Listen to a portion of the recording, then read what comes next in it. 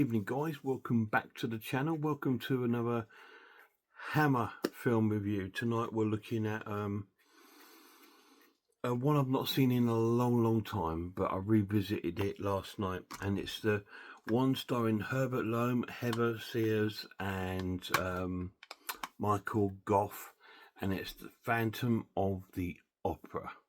One that's not really talked about too much from the Hammer staple. I mean, obviously this is a legendary story, being covered by lots of major companies and being covered by other films that have been influenced from it, like films like Stage Fright and obviously Terror of the Opera by Argento, all got influences from this classic story. You probably all know the synopsis of the film. It's a tragedy more than anything else. And this one is it doesn't mess around. It gets on with it, and it sort of doesn't really hold back.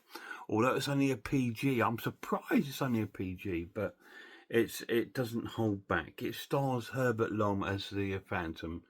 You got Heather Sears as Christine, Edward de Souza as Harry, and you've got Michael Gough playing Ambrose, and other cast of members in the film, which is fantastic. The story of this, I'll give you a little synopsis of it because you probably know it. It's about an opera going to take place in this theatre.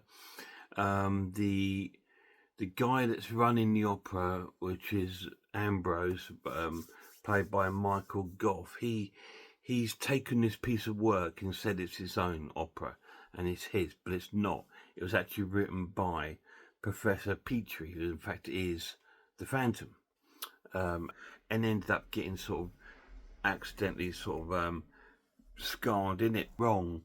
There's sheets of music going missing.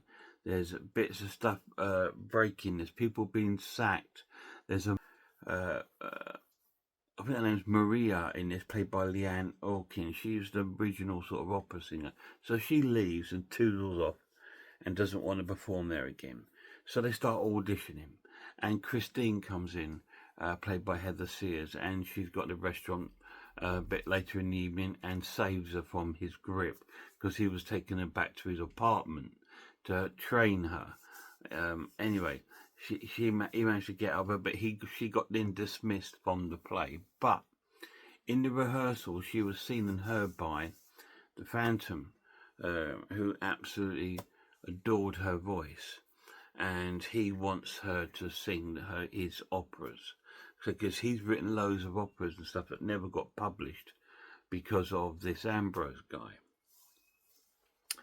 And sort of tragedy sort of strikes all over. We get more murders along the way, and our Christine gets kidnapped by our Phantom, and he takes us to his sort of abode underneath there, and trying to teach her to sing and all this. And then the story sort of builds up, and Harry comes and rescues her, and then we hear the story behind the Phantom, that he's not actually the bad guy, he's actually a good guy, and the actual villain of this film is Ambrose. And that's a little synopsis of the film.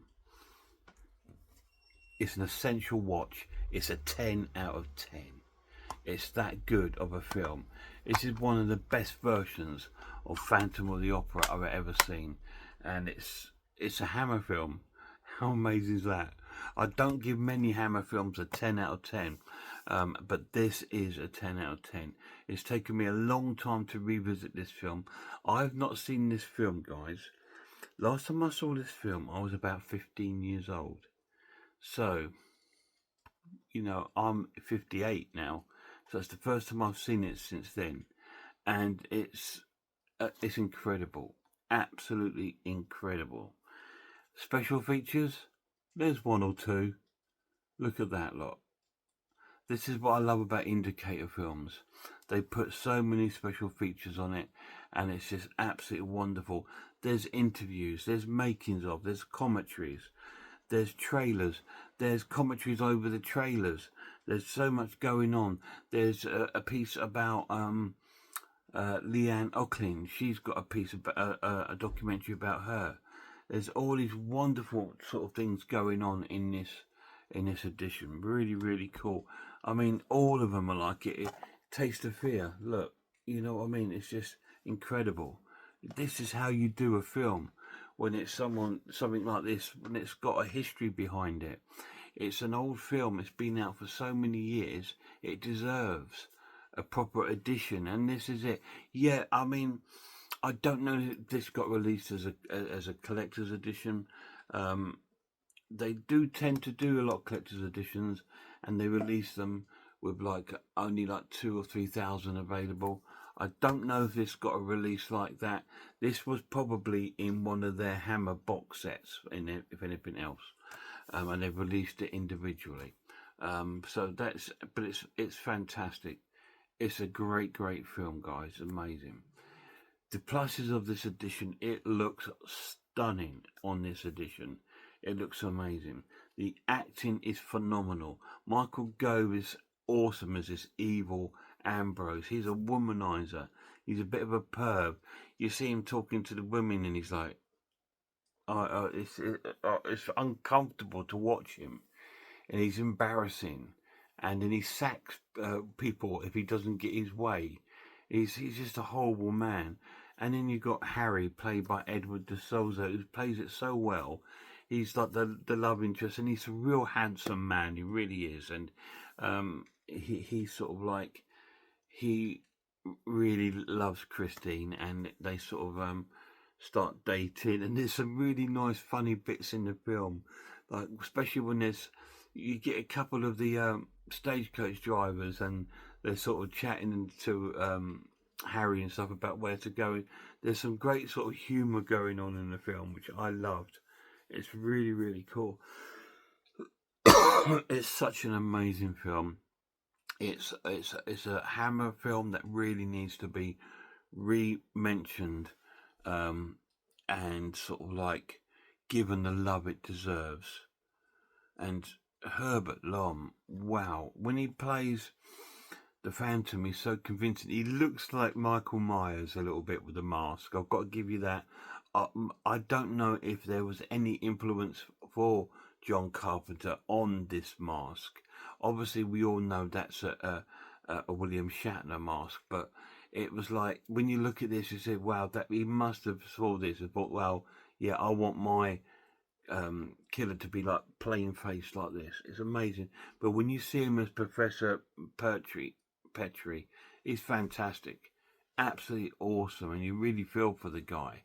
He only plays that role for about sort of 10 minutes in the film, because it's when they start talking about his backstory, when they've managed to pin down the Phantom, and Harry and Christine talk to him about it, his life, because it's like, you know, they find out who he was, and they want to know what his story is, and he wants Christine to sing and become the best opera singer, but he wants her just to sing for him. So when it comes to the stage show and they put it on, he's hidden behind this sort of, in one of the boxes, watching, and she's watching him, and you can see tears rolling down his face. It's quite an emotional bit of the film, and you know, and he turns out to be a hero in the film, and it's amazing. Phantom of the Opera, 10 out of 10. Any of you guys seen it? If you have, let me know down below. You probably have seen some sort of version of the film.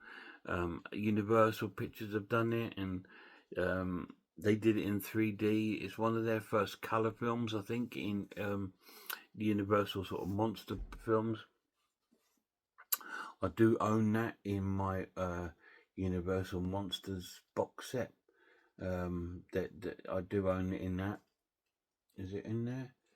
Dracula, Frankenstein, Wolfman, Bride of Frankenstein, Phantom of the Opera. Yeah, it's in there.